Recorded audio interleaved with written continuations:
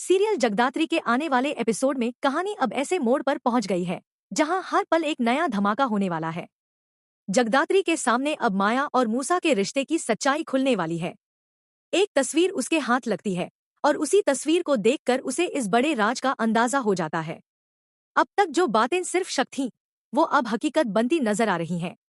इसी बीच मूसा का एक आदमी बड़ी चालाकी से जगदात्री की टीम के एक सदस्य का एक्सीडेंट करवा देता है और फिर खुद उसी के साथ अस्पताल में रहकर सब पर नजर रखने लगता है। बाकी लोग उसकी असलियत नहीं समझ पाते, लेकिन जैसे ही जगदात्री वहां पहुंचती है, वह तुरंत पहचान जाती है कि यह कोई साधारण आदमी नहीं, बल्कि दुश्मन है। इसके बाद उसे पकड़ लिया जाता है और मामला और भी गंभीर हो जाता है। उधर दूसरी तरफ रुद्र का गुस्सा चरम पर है।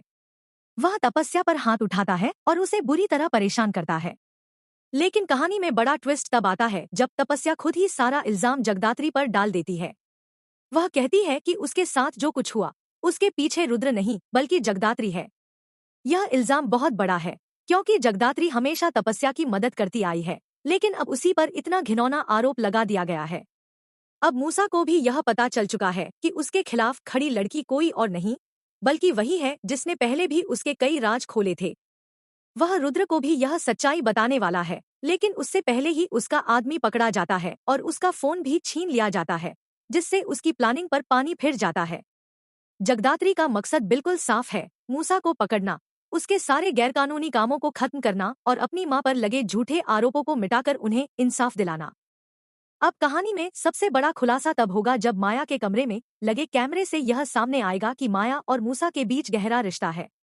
माया न सिर्फ मूसा को जानती है, बल्कि उसके खेल का हिस्सा भी है। यानी यह परिवार उतना मासूम नहीं है जितना दिखता है, अंदर ही अंदर सब कुछ जुड़ा हुआ है। अब देखना बेहद दिलचस्प होगा कि जब यह सच्चाई पूरी तरह से जगदात्री के सामने आएगी, तब वह क्या कदम उठाएगी और कैसे माया और मूसा का पर्दाफाश करेगी।